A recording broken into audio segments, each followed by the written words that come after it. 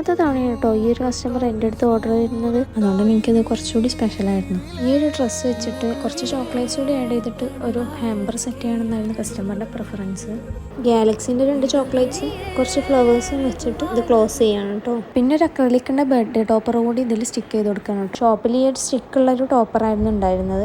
അപ്പം ഞാൻ ആ സ്റ്റിക്ക് കട്ട് ചെയ്ത് കളഞ്ഞിട്ട് ഫെവിക്കോൾ വെച്ചിട്ടാണ് കേട്ടോ സ്റ്റിക്ക് ചെയ്യുന്നത്. ഇത് സ്റ്റിക്കർ ഇല്ലാത്തൊരു ടൈപ്പ് ടോപ്പറായിരുന്നു. അതുകൊണ്ട് തന്നെ ഫെവിക്കോൾ വെച്ചിട്ടാണ് ഞാൻ ഇത് സ്റ്റിക്ക് ചെയ്യുന്നത്. ഇതിൻ്റെ മുന്നത്തെ പ്രാവശ്യം ഞാൻ ഫ്ലക്സ് കിക്ക് വെച്ചിട്ടായിരുന്നു ഇത് സ്റ്റിക്ക് ചെയ്തിട്ടുണ്ടായിരുന്നു. പക്ഷേ ഈ ഒരു ഗ്ലാസ് ഷീറ്റുമ്പോൾ അത് വരുന്ന സമയത്ത് ഭയങ്കര വൃത്തികേടായിട്ട് ഫീൽ ചെയ്തിട്ടുണ്ടായിരുന്നു. അതുകൊണ്ട് ഈ ഒരു പ്രാവശ്യം ഞാൻ ഈ ഫെവിക്കോൾ വെച്ചിട്ട് ട്രൈ ചെയ്യാമെന്ന് വിചാരിച്ചു. ഇത് പിന്നെ എനിക്ക് ഭയങ്കര സാറ്റിസ്ഫാക്ഷൻ കിട്ടുന്ന ഒരു കാര്യമാണ് ഇതിങ്ങനെ പീൽ ചെയ്ത് കളയാന്നുള്ളത്. ഈ ഒരു ഹാമ്പർ ഇങ്ങനെ പ്ലെയിൻ ആയി നിൽക്കണുണ്ടിട്ട് ഒരു സുഖമില്ലല്ലേ.